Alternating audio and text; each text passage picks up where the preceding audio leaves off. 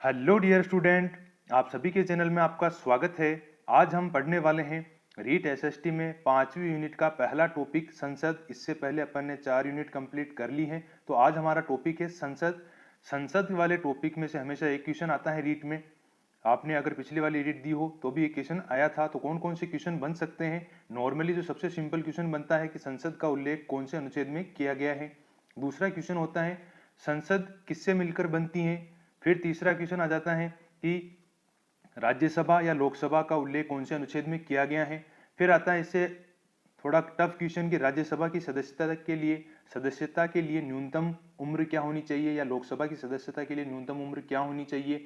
राज्यसभा के सदस्य अपना त्यागपत्र किसे देते हैं, या फिर लोकसभा का अध्यक्ष अपना त्यागपत्र किसे देता है। तो ये इस टाइप के क्वेश्चन बन सकते हैं एग्जाम में। तो आइए आज अपन इसको कंप्लीट करते हैं, पढ़ते हैं। आइए स्टार्ट करते हैं। संसद का जो प्रारंभ हुआ था वो सबसे पहले कहां पर हुआ था, तो याद रखना ब्रिटेन की जो भूमि है वो संसद की जननी कहलाती है। सबसे पहले संसद का निर्माण कहां पर हुआ था, ब्रिटेन में हुआ था। भारत में संसद का निर्माण कार्य कब स्टार्ट किया गया था, तो आपको याद रखना है कि भारत में सबसे पहले 1921 में संसद भवन का निर्माण कार्य प्रारंभ हुआ था, जिसके वास्तुकार कौन थे, एडविन लुटियंस, और इसके सहायक थे एडविन लुटियंस के हर्बर्ट बेकर। तो याद रखने योग्य बात यह है कि भारत में संसद भवन का जो निर्माण कार्य हुआ था वो 1921 में स्टार्ट हुआ था, और वास्तुकार कौन थे इसके, एडविन लुटियंस थे, और एडविन लुटियंस के जो सहायक थे वो थे हर्बर्ट बेकर। और इस संसद भवन का जो उद्घाटन किया गया था किसके द्वारा किया गया था, याद रखना कि भारत में संसद भवन का उद्घाटन किसके समय हुआ था, गवर्नर जनरल कौन था, वायसराय लॉर्ड इरविन। याद रखना भारत में संसद भवन का उद्घाटन 18 जनवरी 1927 को तात्कालीन वायसराय लॉर्ड इरविन द्वारा किया गया था। आपको याद रहना चाहिए। साथ साथ में ब्रिटेन में संसद का निर्माण हुआ था सबसे पहले, तो ब्रिटेन संसद की जननी कहलाती है। भारत में संसद का निर्माण कार्य 1921 में प्रारंभ हुआ था, जिसके वास्तुकार थे एडविन लुटियंस, और एडविन लुटियंस के सहायक थे हर्बर्ट बेकर। भारत में संसद भवन का उद्घाटन 18 जनवरी 1927 को तात्कालीन वायसराय लॉर्ड इरविन ने किया था। अब आप देखिए कि संसद का जो उल्लेख है वो संविधान के कौन से भाग में है, तो याद रखना संविधान के भाग 5 में संसद का उल्लेख मिलता है। और अनुच्छेद पूछ लिया जाए आपसे तो किसमें है, अनुच्छेद 79 में, आर्टिकल 79 में संसद का उल्लेख है। फिर ये कुछ इंपॉर्टेंट अनुच्छेद हैं, याद रखना आप। आर्टिकल 105 किससे संबंधित है, याद रखना अनुच्छेद 105 में क्या है, सांसदों के विशेष अधिकार समाहित हैं। याद रखिएगा अनुच्छेद 105 में क्या है, सांसदों के विशेष अधिकार। फिर इसके बाद आ जाता है अनुच्छेद 120, संसद की कार्यभाषा क्या होगी, हिंदी और अंग्रेजी होगी। कौन से आर्टिकल में इसका उल्लेख है, अनुच्छेद 120 के अनुसार संसद की कार्यभाषा हिंदी और अंग्रेजी होगी। और अनुच्छेद 348 के अनुसार सर्वोच्च और उच्च न्यायालय की भाषा क्या होती है, अंग्रेजी होती है। कंफ्यूज मत होना, याद रखिएगा अनुच्छेद 105 में तो है सांसदों के विशेष अधिकार, अनुच्छेद 120 के अनुसार संसद की कार्यभाषा क्या होगी, हिंदी और अंग्रेजी। और अनुच्छेद 348 के अनुसार सर्वोच्च न्यायालय की भाषा क्या होती है, सर्वोच्च न्यायालय और उच्च न्यायालय की अंग्रेजी होती है। अब आते हैं अपन संसद के सत्र पर। कौन कौन से सत्र होते हैं संसद में। पहला होता है बजट सत्र, जो कि फरवरी से मई तक आयोजित होता है। फिर उसके बाद जून में अवकाश होता है। फिर उसके बाद आता है बजट सत्र के बाद ग्रीष्मकालीन सत्र, जो आयोजित होता है जुलाई से सितंबर तक। फिर अक्टूबर में अवकाश हो जाता है। फिर आता है शीतकालीन सत्र, नवंबर से दिसंबर तक, और जनवरी में अवकाश होता है। तो याद रखिएगा संसद के 3 सत्र होते हैं, बजट सत्र, ग्रीष्मकालीन सत्र और शीतकालीन सत्र। संसद के जो सत्र होते हैं उन 2 सत्रों में 6 माह से अधिक का अंतराल नहीं होना चाहिए। जो सत्र आयोजित होते हैं तो संसद के जो बीच के 2 सत्र होते हैं उनमें आयोजित होने में 6 माह से अधिक का अंतराल नहीं होना चाहिए। ग्रीष्म या मानसून सत्र जो है ये वैकल्पिक सत्र माना जाता है, इसे आयोजित करना आवश्यक या अनिवार्य नहीं होता है। तो याद रखना कौन सा सत्र वैकल्पिक होता है संसद सत्रों में से, तो ग्रीष्म या मानसून सत्र जो होता है ये वैकल्पिक होता है, चाहे इसे आयोजित किया या नहीं किया, यह अनिवार्य या आवश्यक नहीं है। अब आपसे पूछ लिया जाए कि भारत की संसद में कानून निर्माण की प्रक्रिया कौन से देश से ली गई है, तो ब्रिटेन से ली गई है। याद रखिएगा भारत की संसद में कानून निर्माण की प्रक्रिया कौन से देश से ली गई है, तो ब्रिटेन से ली गई है। अब आगे चलते हैं। अब देखते हैं अपन तुलना का आधार। राज्यसभा और लोकसभा ये 2 सदन हैं संसद के। राज्यसभा को किस नाम से जाना जाता है? द्वितीय सदन है ये, उच्च सदन, स्थायी सदन है ये, वरिष्ठ जन का सदन, विधानसभा सदस्यों द्वारा निर्वाचित सदन है राज्यसभा वाला सदन, सतत सदन, कभी भंग नहीं होने वाला सदन। याद रखिएगा, राज्यसभा को द्वितीय सदन के नाम से जाना जाता है, उच्च सदन कहलाता है राज्यसभा, ये एक स्थायी सदन है राज्यसभा, वरिष्ठ जनों का सदन है राज्यसभा, विधानसभा सदस्यों द्वारा निर्वाचित सदन कौन सा है? राज्यसभा, और सतत सदन है, ये कभी भी भंग नहीं होने वाला सदन कौन सा है? राज्यसभा। जबकि लोकसभा को क्या नाम से पुकारा जाता है? जन सदन, उत्तरदायी सदन, अस्थायी सदन, प्रथम सदन, निम्न सदन, लोकप्रिय सदन, सामान्य जन का सदन, और प्रत्यक्ष और जनता द्वारा निर्वाचित सदन कौन सा है? लोकसभा। अब आप देखिए इसका उल्लेख कौन से भाग में मिलता है? तो संविधान के भाग 5 में राज्यसभा का उल्लेख है। और अनुच्छेद पूछ लिया जाए आपसे कि राज्यसभा का उल्लेख कौन से अनुच्छेद में किया गया है, तो अनुच्छेद 80 में तो है राज्यसभा, और अनुच्छेद 81 में क्या है? लोकसभा। याद रखिएगा, अनुच्छेद 79 में संसद, 80 में राज्यसभा का उल्लेख और 81 में लोकसभा का उल्लेख, और भाग कौन सा है? भाग 5। अब आपको जैसे अभी बता चुका हूं, राज्यसभा एक स्थायी सदन है। याद रखना, सदनों का कार्यकाल में अपन चल रहे हैं, तो राज्यसभा जो है ये एक स्थायी सदन है जो कभी भंग नहीं होता है। और लोकसभा का कार्यकाल कितना होता है? प्रथम अधिवेशन या बैठक से 5 वर्ष तक लोकसभा सदन का कार्यकाल होता है। अब अपन देखते हैं सदस्यों की संख्या राज्यसभा में कितनी होती है। अधिकतम 250 होती है राज्यसभा में सदस्यों की संख्या, जिसमें वर्तमान में कितनी है? 245 है। अब देखिए आप, मनोनीत कितने होते हैं राज्यसभा में? सदस्य 12 सदस्य मनोनीत होते हैं। याद रखिएगा, राज्यसभा में 12 सदस्य मनोनीत होते हैं, 4 होते हैं केंद्र शासित प्रदेशों से। तो अभी 12 मनोनीत हैं, 4 केंद्र शासित प्रदेशों से हैं, और राज्यों से कितने हैं? 229। तो वर्तमान में कितने हैं? 245। 229 तो है राज्यों से, 4 होते हैं केंद्र शासित प्रदेशों से, और 12 होते हैं मनोनीत। तो कितने हो गए? 245। तो राज्यसभा में वर्तमान सदस्यों की संख्या है 245। अब अपन बात करते हैं लोकसभा के सदस्यों की संख्या पर। अधिकतम होती है 552, वर्तमान में है 545। राज्यों से होते हैं 530, केंद्र शासित प्रदेशों से होते हैं 20, और मनोनीत कितने होते हैं लोकसभा में? याद रखिएगा, राष्ट्रपति द्वारा मनोनीत किए जाते हैं 2 सदस्य। तो कितने हो गए? 545। अभी वर्तमान में 545 है, राज्यों से होते हैं 530, केंद्र शासित प्रदेशों से होते हैं 20, और मनोनीत होते हैं 2। तो कितने हो गए? मनोनीत हैं अभी 530 तो है राज्यों से, 13 है केंद्र शासित प्रदेशों से, और 2 है मनोनीत। तो टोटल कितने हो गए? 545। याद रखिएगा। अब अपन देखते हैं कि राज्यसभा में राज्यों से सर्वाधिक किसकी संख्या सर्वाधिक है? तो उत्तर प्रदेश में राज्यसभा में सर्वाधिक सदस्य जाते हैं 31, फिर उसके बाद है महाराष्ट्र 19, फिर उसके बाद है तमिलनाडु 18, फिर उसके बाद है पश्चिमी बंगाल और बिहार।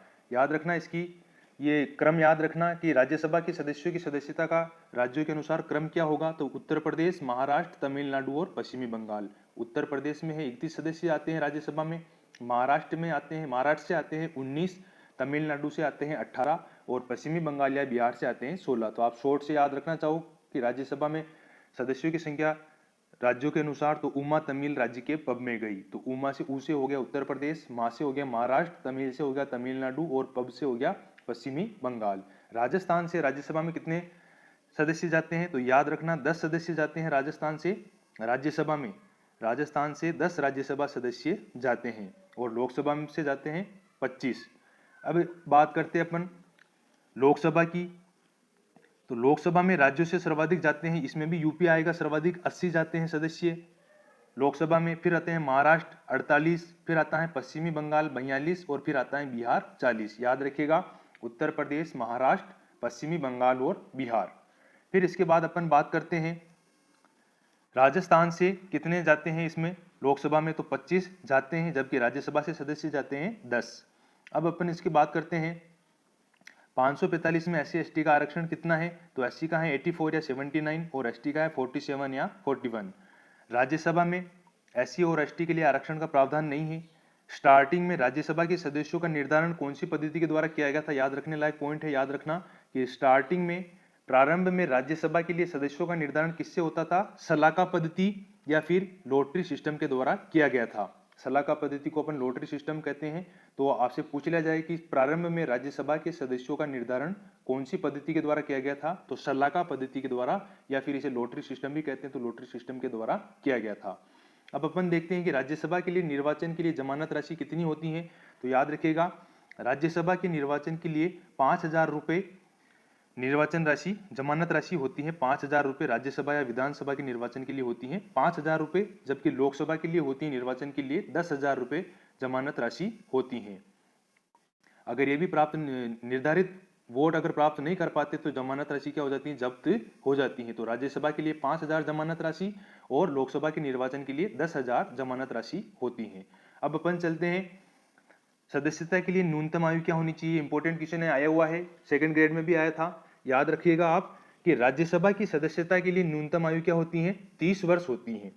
राज्यसभा की सदस्यता के लिए न्यूनतम आयु होती है 30 वर्ष, जबकि लोकसभा की सदस्यता के लिए न्यूनतम आयु क्या होती है, 25 वर्ष होती है। याद रखना, राज्यसभा के लिए होती है 30 वर्ष और लोकसभा के लिए क्या होती है, 25 वर्ष। राज्यसभा के सदस्यों का चुनाव कैसे होता है, ये अप्रत्यक्ष चुनाव होता है। याद रखिएगा, राज्यसभा में जो चुनाव होता है वो अप्रत्यक्ष चुनाव होता है। राज्यों की विधानसभाओं के सदस्यों द्वारा ही चुनाव होता है, जिसे अप्रत्यक्ष चुनाव कहा जाता है। और लोकसभा में चुनाव कैसे होता है, जनता द्वारा प्रत्यक्ष रूप से चुने जाते हैं इसमें सदस्य, इसलिए जनता द्वारा प्रत्यक्ष चुनाव इसमें होता है। फिर आप देखिए सदस्यों को शपथ, राज्यसभा के सदस्यों को शपथ कौन दिलाता है। याद रखना, अनुच्छेद 99 के तहत राष्ट्रपति या राष्ट्रपति द्वारा नियुक्त व्यक्ति द्वारा राज्यसभा के सदस्यों को शपथ दिलाई जाती है। और यही रूल किस पर लागू होता है, लोकसभा के सदस्यों पर। लोकसभा के सदस्यों को भी अनुच्छेद 99 के तहत राष्ट्रपति या राष्ट्रपति द्वारा नियुक्त व्यक्ति द्वारा शपथ दिलाई जाती है। अब आप देखिए कार्यकाल पर, देखिए आप कि राज्यसभा के सदस्यों का कार्यकाल कितना होता है, इंपॉर्टेंट है, याद रखना। राज्यसभा के सदस्यों का कार्यकाल होता है शपथ ग्रहण से 6 वर्ष तक, जबकि लोकसभा के सदस्यों का होता है शपथ ग्रहण से 5 वर्ष तक। याद रखना, राज्यसभा के सदस्यों का कार्यकाल होता है शपथ ग्रहण से 6 वर्ष तक, जबकि लोकसभा वालों का होता है शपथ ग्रहण से 5 वर्ष तक। राज्यसभा में प्रत्येक 2 वर्ष बाद राज्यसभा के 1/3 सदस्य सेवानिवृत्त हो जाते हैं, जिनका कार्यकाल 6 वर्ष पूरा हो चुका हो। तो प्रत्येक 2 वर्ष बाद राज्यसभा के 1/3 सदस्य सेवानिवृत्त होते हैं और जिनका कार्यकाल कितना वर्ष पूरा हो चुका हो, 6 वर्ष का पूरा हो चुका हो। अब आप देखिए राज्यसभा के सदस्यों द्वारा त्यागपत्र किसको दिया जाता है। राज्यसभा के जो सदस्य होते हैं वो किसको त्यागपत्र देते हैं, इसके अध्यक्ष को, जिसे क्या कहा जाता है, सभापति। तो याद रखना, राज्यसभा के सदस्यों द्वारा अपना त्यागपत्र सभापति को दिया जाता है। और लोकसभा के सदस्य अपना त्यागपत्र किसे देते हैं, लोकसभा अध्यक्ष को संबोधित करते हैं। फिर इसके बाद देखिए आप अध्यक्ष और उपाध्यक्ष। राज्यसभा का अध्यक्ष कौन होता है, अध्यक्ष होता है राज्यसभा का पदेन सभापति या उपराष्ट्रपति होता है। याद रखना, राज्यसभा का जो अध्यक्ष होता है वो कौन होता है, उपराष्ट्रपति ही होता है, सभापति के रूप में कार्य करता है। तो राज्यसभा का पदेन सभापति कौन होता है, उपराष्ट्रपति होता है। और उपाध्यक्ष को क्या कहेंगे, उपसभापति। उसी प्रकार लोकसभा के अध्यक्ष को क्या कहा जाता है, लोकसभा अध्यक्ष अर्थात स्पीकर। और लोकसभा के उपाध्यक्ष को क्या कहते हैं, लोकसभा उपाध्यक्ष अर्थात डिप्टी स्पीकर। अब आप देखिए राज्यसभा के सभापति के लिए न्यूनतम उम्र क्या होती है। याद रखना, उपराष्ट्रपति के लिए न्यूनतम उम्र 35 वर्ष होती है, वही इसके लिए होगी सभापति के लिए 35 वर्ष, क्योंकि उपराष्ट्रपति राज्यसभा का पदेन सभापति के रूप में कार्य करता है। तो ये उम्र में आप कंफ्यूजन मत होना। राज्यसभा की सदस्यता के लिए तो न्यूनतम उम्र कितनी थी, आपको बताई थी अभी, 30 वर्ष थी, याद रखना। और लोकसभा के सदस्यों के लिए कितनी थी, 25 वर्ष। ये है अपने अध्यक्ष के लिए। तो राज्यसभा का जो अध्यक्ष होता है वो उपराष्ट्रपति होता है, जो कि सभापति के रूप में कार्य करता है। और सभापति के लिए न्यूनतम उम्र क्या होगी, अध्यक्ष के लिए, राज्यसभा के अध्यक्ष के लिए 35 वर्ष होगी। और उपसभापति के लिए कितनी होगी, 30 वर्ष होगी। और लोकसभा के अध्यक्ष और उपाध्यक्ष के लिए दोनों के लिए उम्र क्या होती है, सेम ही होती है, जो सदस्यों के लिए होती है 25 वर्ष। तो इंपॉर्टेंट फैक्ट ये है, राज्यसभा के सभापति के लिए न्यूनतम उम्र कितनी होती है सदस्यता के लिए, 35 वर्ष होती है। अब आप देखिए चुनाव कैसे होता है। राज्यसभा के सभापति का चुनाव किस रूप में होता है, आप सभी को पता है, क्योंकि उपराष्ट्रपति के रूप में पहले चुन लिया जाता है। तो उपराष्ट्रपति सभापति का चुनाव उपराष्ट्रपति के रूप में होता है। और उपसभापति का चुनाव कैसे होता है, राज्यसभा सदस्यों द्वारा अपने में से ही चुना जाता है उपसभापति। और सभापति का चुनाव उपराष्ट्रपति के रूप में होता है। और इसके लिए उम्र कितनी होती है, सभापति के चुनाव के लिए कितनी उम्र आवश्यक होती है, 35 वर्ष। लोकसभा अध्यक्ष और उपाध्यक्ष का चुनाव कैसे होता है, लोकसभा अध्यक्ष और उपाध्यक्ष का चुनाव लोकसभा सदस्यों द्वारा अपने में से ही होता है। अगला आता है आपके लिए तुलना का आधार है शपथ। राज्यसभा के सभापति को शपथ कौन दिलाता है, इंपॉर्टेंट क्वेश्चन है, ये आया हुआ है एग्जाम में, ध्यान रखना।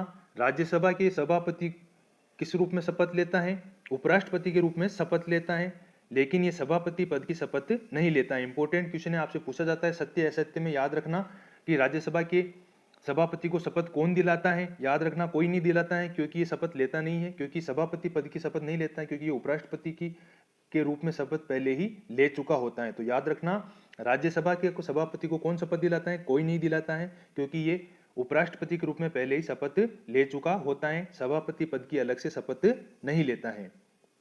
और उपसभापति को कौन शपथ दिलाता है, उपसभापति भी राज्यसभा सदस्य के रूप में शपथ ले चुका होता है, उपसभापति पद की अलग से शपथ नहीं लेता है। याद रखना इंपॉर्टेंट फैक्ट है, सभापति को भी शपथ कोई नहीं दिलाता है, क्योंकि सभापति उपराष्ट्रपति के रूप में शपथ ले चुका होता है, सभापति पद की अलग से शपथ नहीं लेता है। और उपसभापति भी राज्यसभा सदस्य के रूप में शपथ ले चुका होता है और उपसभापति पद की अलग से शपथ नहीं लेता है। फिर आते हैं अपन लोकसभा अध्यक्ष और उपाध्यक्ष पर। इनको शपथ कौन दिलाता है, इनको भी कोई नहीं दिलाता है, क्योंकि लोकसभा अध्यक्ष और उपाध्यक्ष अपने पद की शपथ सदस्य के रूप में पहले ही ले चुके होते हैं। याद रखना इनको शपथ कोई नहीं दिलाता है, क्योंकि लोकसभा अध्यक्ष और उपाध्यक्ष अपने पद की शपथ सदस्य के रूप में पहले ही ले चुके होते हैं। अगला क्वेश्चन आता है आपके लिए, राज्यसभा के अध्यक्ष का कार्यकाल कितना होता है। दोनों का सेम है, राज्यसभा के अध्यक्ष का भी और लोकसभा के अध्यक्ष का भी, पद ग्रहण से 5 वर्ष तक। फिर आता है त्यागपत्र पर कि राज्यसभा का सभापति अपना त्यागपत्र किसे देगा। याद रखना राज्यसभा का सभापति जो होता है कौन होता है, उपराष्ट्रपति। ये अपना त्यागपत्र किसे देगा, उपराष्ट्रपति के रूप में राष्ट्रपति को देता है। याद रखना राज्यसभा का सभापति अपना त्यागपत्र उपराष्ट्रपति के रूप में राष्ट्रपति को देता है और उपसभापति अपना त्यागपत्र किसे देगा, सभापति को।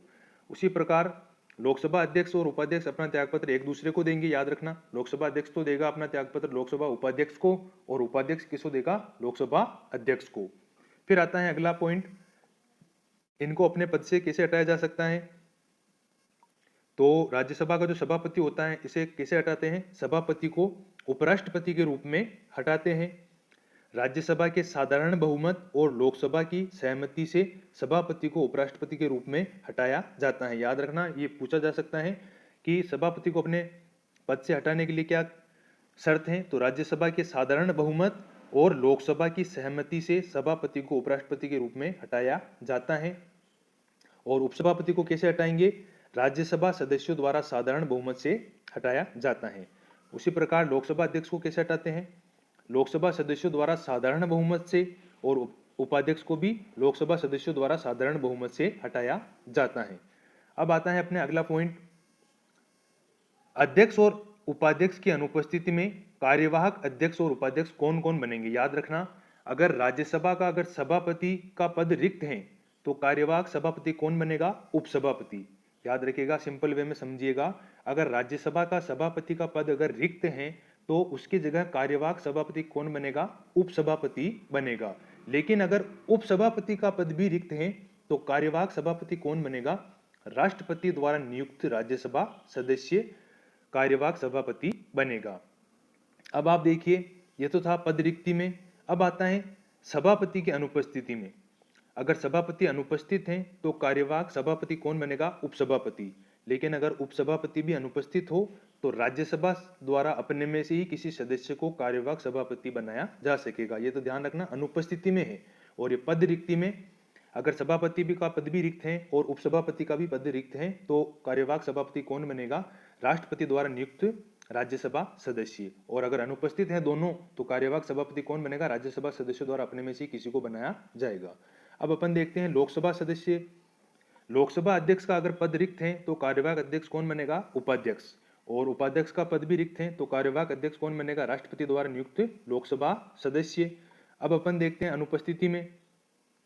लोकसभा का अध्यक्ष अगर अनुपस्थित है तो कार्यवाहक अध्यक्ष बनेगा उपाध्यक्ष, और उपाध्यक्ष भी अनुपस्थित हैं तो लोकसभा द्वारा अपने में से किसी सदस्य को कार्यवाहक अध्यक्ष बनाया जाएगा। दोनों का सेम है, राज्यसभा और लोकसभा का। अब आप देखिए भारत की संसद में कानून निर्माण की प्रक्रिया कहां से ली गई है, आपको पहले बता चुका हूं, इंग्लैंड या ब्रिटेन से ली गई है।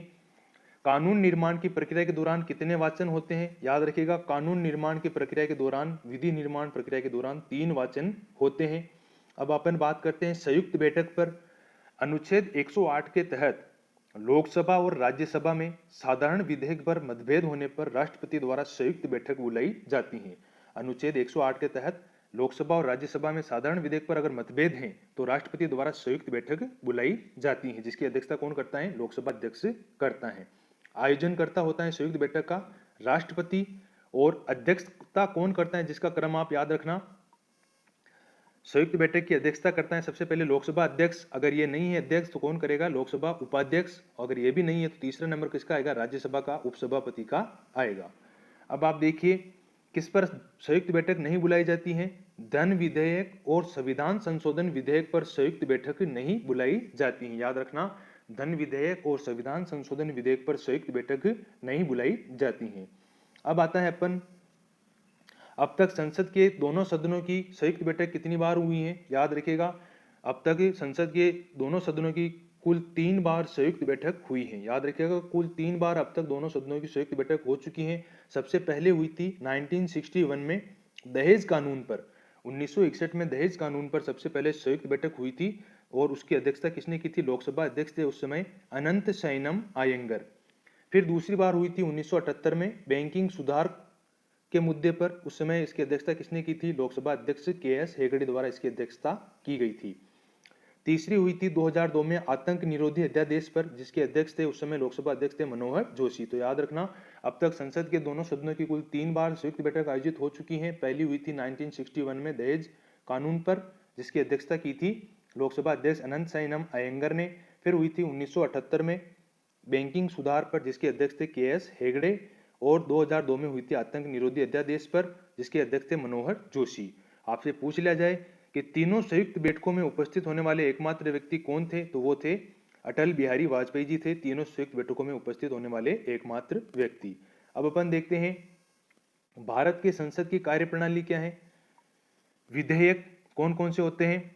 धन विधेयक, वित्त विधेयक, साधारण विधेयक और संविधान संशोधन विधेयक। तो धन और जो वित्त विधेयक हैं, ये दोनों विधेयक केवल लोकसभा में ही रखे जा सकते हैं। याद रखिएगा, धन और वित्त जो हैं ये दोनों विधेयक केवल लोकसभा में ही रखे जा सकते हैं, और साधारण विधेयक और संविधान संशोधन विधेयक जो है ये दोनों लोकसभा या राज्यसभा किसी में भी रखे जा सकते हैं।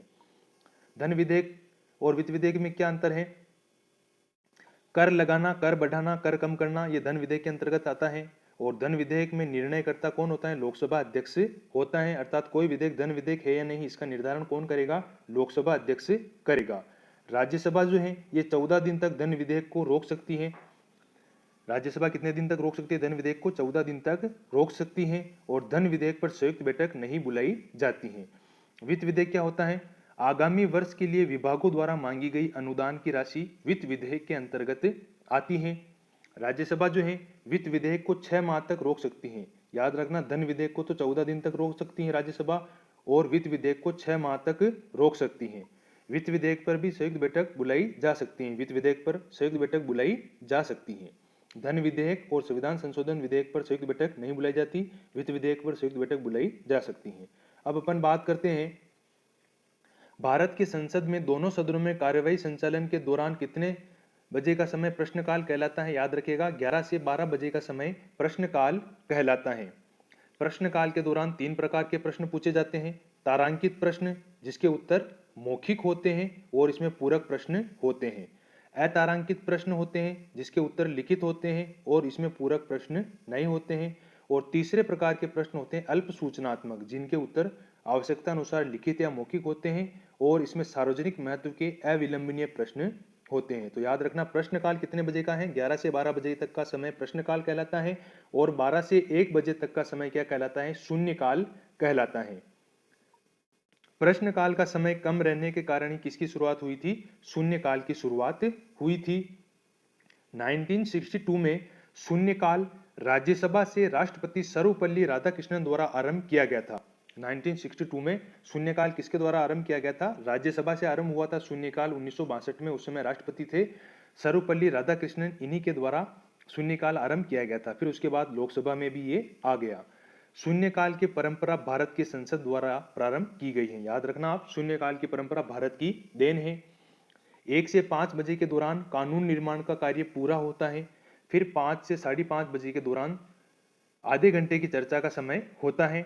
इस आधे घंटे के दौरान प्रश्नकाल के दौरान जो क्वेश्चन छूट जाते हैं, इंपॉर्टेंट क्वेश्चन, उन पर चर्चा करवाई जाती है।